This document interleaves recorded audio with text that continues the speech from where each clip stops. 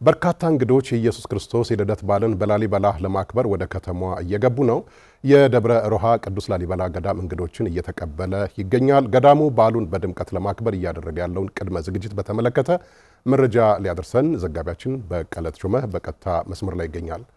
ሰላም በቀለ፣ እንደምንዋልክ። እንግዲህ አንተ ከስፍራው በቀጥታ በአማራ ሚዲያ ኮርፖሬሽን በቀጥታ ስርጭት መረጃዎቹን እያደረስከን ነው ያለው። በላሊበላ ያለው የበዓል ዝግጅት ምን ይመስላል? እስቲ ያሉን መረጃዎች አጠር አድርገህ ንገረን።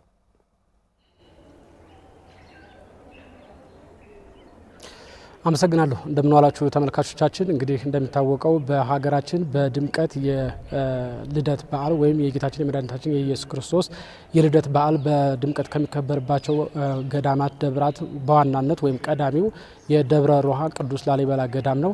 ስለዚህ የአማራ ሚዲያ ኮርፖሬሽንም የልደት በዓል ቅድመ ዝግጅቶች ጀምሮ የበዓሉን ሁነቱን ለማስተላለፍ በቦታው ተገኝቷልና ትናንትናም እንግዲህ በመንግስት በኩል ወይም በከተማ አስተዳደሩ በኩል ያለውን ቅድመ ዝግጅት ማቅረባችን ይታወሳል። ዛሬ ላይ ደግሞ ገዳሙ ስሙን በሚመጥን መልኩ በቅድመ ዝግጅት ከማድረግ አኳያ ምን እየሰራ ነው የሚለውን ዞር ብለን ተዘዋውረን እኛም ቅኝት ለማድረግ ሞክረናል። እንግዲህ እንዳየነው ከሆነ በርካታ የሀገር ውስጥ ጎብኚዎች ወደ ደብሩ ወይም ወደ ገዳሙ እየገቡ ይገኛሉ። እነዚህ ሰዎች እንግዲህ በሚገቡበት ሰዓት እግር የማጠብ ስነ ስርዓት በትናንትናው ዕለት ተጀምሯል።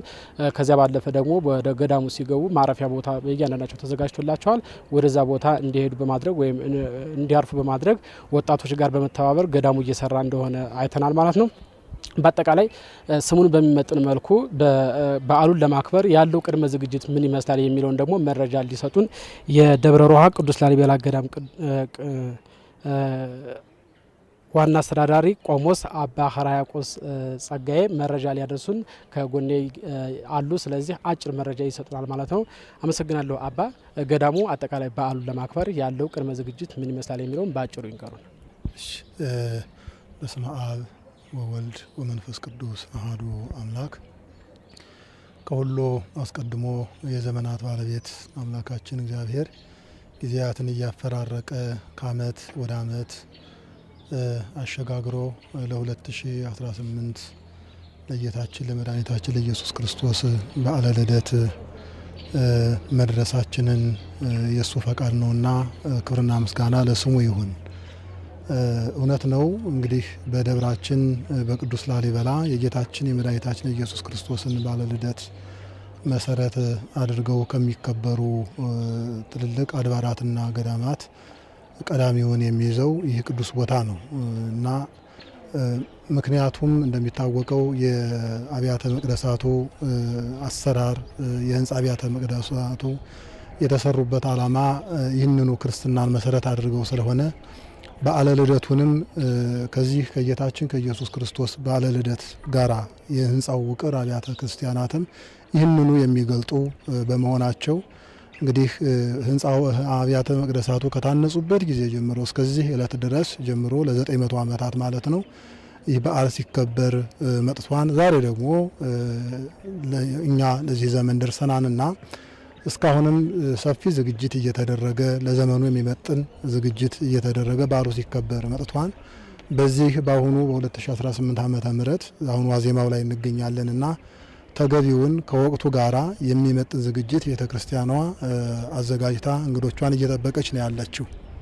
እንግዲህ ዝግጅቱ እንደሚታወቀው መንፈሳዊ ዝግጅት ነው። እንግዶቻችን ሲመጡ ተገቢ የሆነ ማረፊያ በመስጠት ተገቢ እንክብካቤ አድርጎ እግራቸውን በማጠብ በዓሉ እስከሚያልፍ ድረስ ደግሞ ምንም ድሎትና ምቾት ባይኖርም እንኳን ለመንፈሳዊ በዓል ተገቢ የሆነውን እዚሁ በረከት የሚያገኙበትን የሚመጥን ባለን ለሁሉም በመጠኑ ማረፊያ በማዘጋጀት እንደገና ደግሞ እንደ አቅጣጫ ለሚጠፋቸው ሰዎች ቦታ የሚጠቁሙ ሰዎችን በማዘጋጀት በዚህ መልኩ ቤተ ክርስቲያናችን ዝግጅቷን አጠናቃ እንግዶቿን እየጠበቀች ነው ያለችው።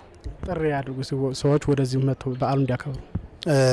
እውነት ነው። እንግዲህ ይህንን ጥሪ የምናደርገው በረከት አገኙ ብለን ነው ጥሪ የምናደርገውና አባታችን ቅዱስ ላሊበላ በዚህ ቦታ ላይ ይህንን የክርስትናችን መልክ የሆነውን በውስጡ ይህን ዘመናትን ለሁለት የከፈለውን ያ ማለት አምላካችን መድኃኒታችን ኢየሱስ ክርስቶስ በዓለ ልደቱን ስናከብር የምናስታውሰው የጸብ ግድግዳ የፈረሰበት ፍዳ የሚባለው የፍዳ ዘመን አልፎ ደግሞ የምህረት ዘመን የተተካበት በታሪክ መቼም ዘመናትን ለሁለት የከፈለ በዚህ መልኩ ሃይማኖት ያለው ማንም የለምና እኛ ግን ይሄ ፍዳ ዘመን አልቆ አዲሱ ዓመተ ምህረት የሚለው የተተካው ከጌታችን ከኢየሱስ ክርስቶስ በልደት ጋር ተያይዞ ነውና በዚህ ዕለት ደግሞ መጥቶ እዚህ ቦታ ተገኝቶ ማክበር ማለት ቤተልሔምን እንደማየት ጌታችን በግርግም በረት ተወለደ። ቤተልሔም ተወለደ ስንል ቤተ ማርያም ያን ነው የምታሳየንና በዚህ ዕለት ተገኝቶ ማክበር ማለት ቤተልሔም ሄዶ እንደማክበር ስለሆነ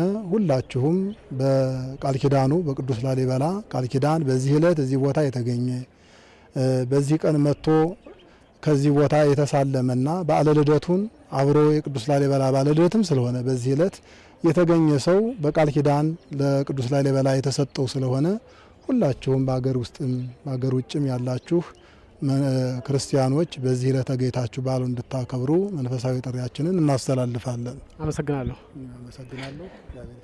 ለአሁኑ ያለ መረጃ ይህን ይመስላል። በነገው ዕለት ደግሞ ሌሎች መረጃዎችን የምናደርስ ይሆናል። አመሰግናለሁ። ቀለ አንተንም እንግዳህንም እኔም አመሰግናለሁ።